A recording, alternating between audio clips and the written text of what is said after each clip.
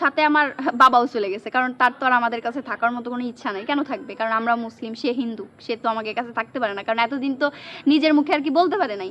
এখন বলতে পারতেছে যে সে হিন্দু, কারণ তার দলে তো লোক ভারী হয়েছে, তার দলে এখন লোক আছে, আরও পিছনে হয়তো অনেকে আছে। যে মন চাই সে থাক, আমরা যেভাবে আছি এভাবেই থাকবো ইনশাল্লাহ। আমাদের এইখান থেকে কেউ এক চুল নড়াইতে পারবে না, ঠিক আছে? আর দ্বিতীয় কথা হচ্ছে, আমার মার কালকে যখন বাড়িতে গেছে, আমার মার আর একটা জিনিস ঘরে চুরি করে নিয়েও চলে গেছে, নিয়ে চলে গেছে। না সেটা তারটা বলে তারটা সে টাকাটা কইতে গুছাইছে, একবার দিয়ে বেঁচে দিয়েছিল। তুমি দি গার্মেন্টসে চাকরি করে সেই টাকা তারে পাঠায় ওই হামান দিস্তে দি তুমি বাড়ি আনছিলা।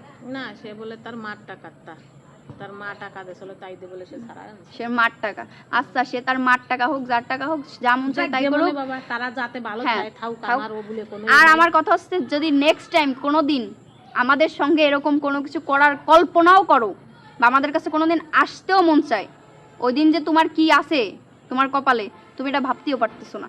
আর কোনোদিন আমাদের কাছে আসার দুঃসাহসও করি না, বরং আমার কাছে আসার দুঃসাহসও কইরা না, দুঃসাহসও করো না।